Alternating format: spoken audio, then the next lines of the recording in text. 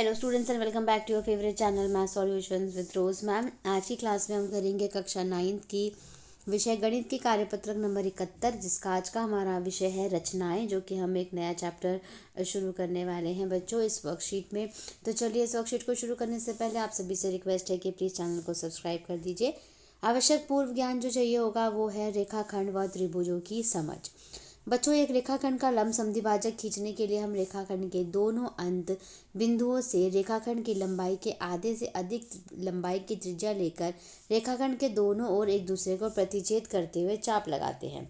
ये चाप एक दूसरे को जिन बिंदुओं पर प्रतिच्छेद करती है उन्हें मिलाने पर दिए हुए रेखाखंड का लंब समद्विभाजक प्राप्त होता है। यानी ये कह रहा है कि एक लाइन आप ड्रॉ करते हैं, रेखाखंड जो है वो आप ड्रॉ करते हैं, इसका लंब समद्विभाजक खींचने के लिए आप क्या करते हैं, आधे से ज़्यादा खोल के, सपोज ये ए और बी है, आधे से ज़्यादा खोल के बी से ऊपर एक चाप लगाते हैं ऊपर नीचे, और ए से इस चाप को कट करते हैं और फिर इसको हम मिला देते हैं, तो ये हमारा लंब समद्विभाजक होता है।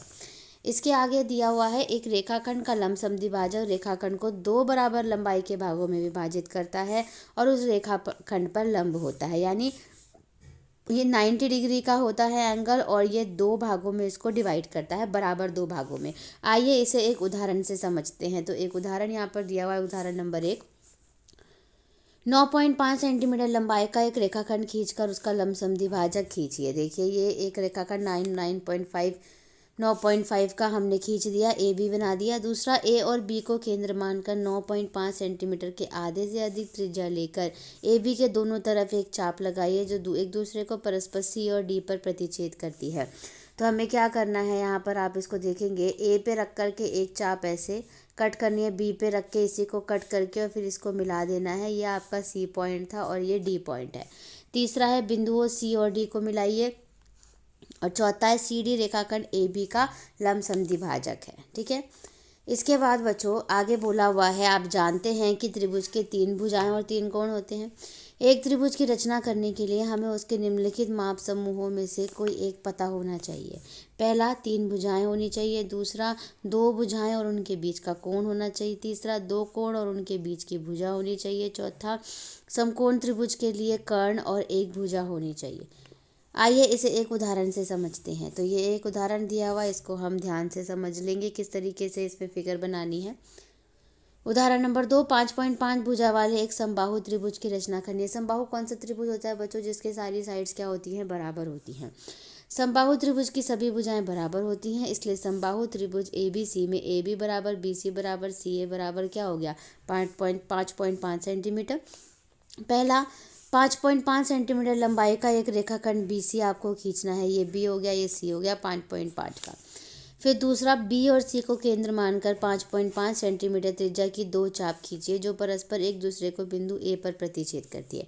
यानी बी पे रख करके 5.5 खोलिए, कंपास को ऐसे एक आर्क लगाइए, सी पे रख करके इसको ऐसे कट करिए और ये पॉइंट ए आ गया, इसका ए और बी से और सी से मिला दीजिए।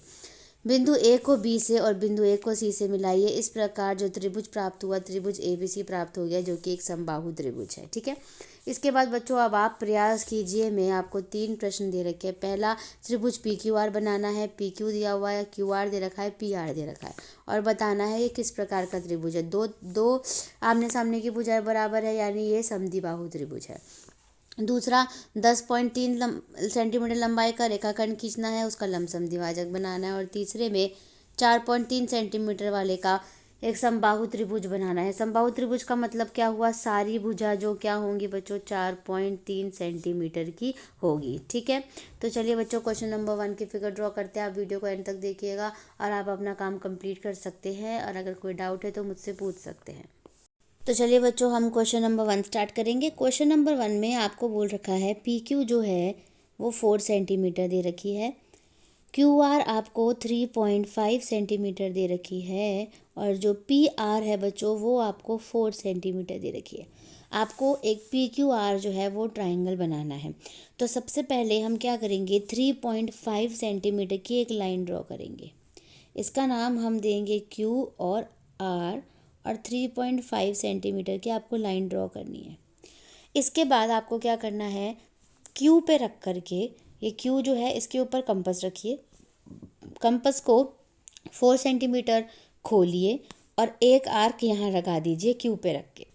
ऐसे ही आर पे रख करके सेम कंपास को 4 सेंटीमीटर खोल के एक आर्क यहाँ लगा देनी है और इसका नाम, जो पॉइंट आया इसका नाम हमने पी दे देना है। पी को आर से ज्वाइन कर देना है, ऐसे ही पी को क्यू से ज्वाइन कर देना है। और ये जो आपकी जो साइड आ गई ये 4 सेंटीमीटर आ गई, ये वाली भी 4 सेंटीमीटर आ गई। तो इस तरीके का जो ट्राइंगल होता है बच्चों, उसको क्या कहते हैं? आइसोसेलेस ट्राइंगल कहते हैं, आइसोसेलेस ट्रायंगल। ठीक है, इंग्लिश वाले बच्चे आइसोसेलेस ट्रायंगल लिखेंगे और हिंदी मीडियम वाले बच्चे लिखेंगे समद्विबाहु। समद्विबाहु का मतलब क्या होता है? जिसमें दो साइड्स क्या होती हैं, वो इक्वल होती हैं, समद्विबाहु त्रिभुज कहते हैं उसको। ठीक है, क्वेश्चन नंबर 1 डन हो गया। अब हम क्वेश्चन नंबर 2 करेंगे बच्चों। क्वेश्चन नंबर 2 में आपको एक लाइन सेगमेंट यानी एक रेखाखंड खींचना है 10.3 सेंटीमीटर का। तो आप एक लाइन ड्रॉ कर लीजिए इस तरीके से, बिल्कुल 10.3 सेंटीमीटर की लाइन आपको ड्रॉ करनी है। इसका नाम आप ए दे दीजिए, बी दे दीजिए। इसके बाद आप क्या करेंगे, 10.3 जो है, अब ए है ना, ये ए पे रख करके अपने कंपास को आधे से ज़्यादा यानी यहाँ तक अपने कंपास को खोल लीजिए, आधे से ज़्यादा खोल के एक आर्क ऊपर लगा दीजिए, एक आर्क नीचे। और इसी तरीके से बी के ऊपर रख करके इसी दोनों आर्क को आपको कट करना है। कट करने के बाद आपको इन आर्क्स को जॉइन करना है, स्केल से जॉइन करेंगे। इस पॉइंट का नाम आप सी दे दीजिए। तो ये हो गया आपका परपेंडिकुलर बाइसेक्टर यानी लंब समद्विभाजक, जो हमें ड्रॉ करना था क्वेश्चन नंबर 2 में। ठीक है, अब हम क्वेश्चन नंबर 3 करते हैं, जो कि लास्ट क्वेश्चन है हमारी इस वर्कशीट का। क्वेश्चन नंबर 3 है बच्चों, आपको एक समबाहु त्रिभुज यानी आपको इक्विलेटरल ट्राइंगल बनाना है, जो कि 4.3 सेंटीमीटर का बनाना है। तो आप एक लाइन ड्रॉ कर लीजिए 4.3 सेंटीमीटर की, इसका नाम ए दे दीजिए और बी दे दीजिए। ठीक है, उसके बाद ए पे रख के अगेन 4.3 सेंटीमीटर की आपको कंपास खोलना है और एक चाप ऊपर यानी एक आर्क ऊपर लगानी है और बी पे रख करके भी इस आर्क को कट करना है 4.3 से। इसका नाम हमें सी दे देना है। सी को बी से आप ज्वाइन कर देंगे इस तरीके से, इस तरीके से आप ज्वाइन कर देंगे और ए को भी आप सी से ज्वाइन कर देंगे। ठीक है, बिल्कुल बीच वाले पॉइंट से। अब ये भी आपका 4.3 सेंटीमीटर हो गया और ये भी आपका 4.3 सेंटीमीटर हो गया, यानी ए बी सी और ए सी 4.3 सेंटीमीटर आ गए आपके तीनों। ठीक है, तो ये आपका इक्विलेटरल ट्राइंगल यानी समबाहु त्रिभुज बन गया। तो इसी के साथ बच्चों आज की आपकी वर्कशीट जो है वो यहीं पे कंप्लीट होती है। तीनों क्वेश्चन हमने डन किए हैं।